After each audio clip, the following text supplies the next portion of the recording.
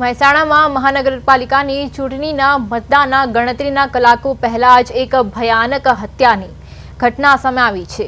Ward number 4માં ચૂંટણીની અદાવતમાં ભાજપ અને કોંગ્રેસના સમર્થકો આમને સામને આવી ગયા હતા। આ જૂથ અથડામણમાં ભાજપના ઉમેદવારના ભાણાની કરપીણ હત્યા કરવામાં આવી છે, જેને પગલે શહેરમાં ચુસ્ત પોલીસ બંદોબસ્ત ગોઠવી દેવામાં આવ્યો છે।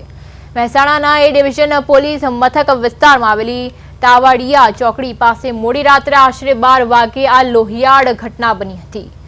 વોર્ડ નંબર 4ના ભાજપના ઉમેદવાર મહેન્દ્ર ચૌધરીના ભાણા મિતિન ચૌધરી પર 4 શખ્સોએ ધોકા અને છરી વડે હુમલો કર્યો હતો।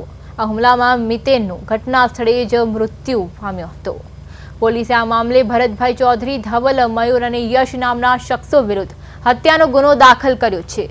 ઘટનાની ગંભીરતાને જોતા ગાંધીનગર રેન્જ આઈજી વિરેન્દ્રસિંહ યાદવ અને મહેસાણા જિલ્લા પોલીસ વડા તાત્કાલિક એ ડિવિઝન પોલીસ મથકે દોડી આવ્યા હતા। ડીવાયએસપી મિલાપ પટેલે પ્રાથમિક માહિતી આપતા જણાવ્યું કે આ હત્યા પાછળ પૂર્વ આયોજિત કાવતરું હોવાની શક્યતા છે। હાલમાં એફએસએલની મદદ લેવામાં આવી રહી છે અને ફરાર આરોપીઓને પકડવા માટે અલગ અલગ ટીમો બનાવી દેવામાં આવી છે।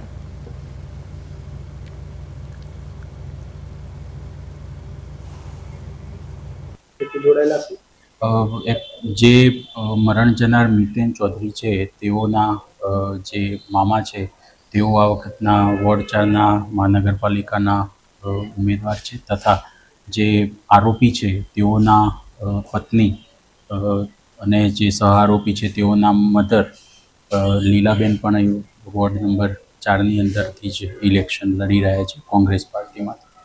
બોલાચાલીમાંથી એક ઉગ્ર સ્વરૂપ લીધું હોય એવું હાલ પૂરતું જણાયેલ છે, પરંતુ એક ગુનાહિત વારદાતને અંજામ આપવા માટે થઈ અને એક ક્રિમિનલ કોન્સ્પિરસીનો એંગલ પણ અત્યારે અમે લોકો તપાસી રહ્યા છીએ અને લાગી રહ્યું છે કે કદાચ પહેલેથી જ એક કાવતરું રચી અને આ જગ્યા ઉપર તેઓના ઉપર હુમલો કરી અને તેમની હત્યા નિપજાવવાનું પહેલેથી જ નક્કી કરી અને આ હુમલો થયો હોય તેવું હાલના તબક્કે જણાઈ રહ્યું છે।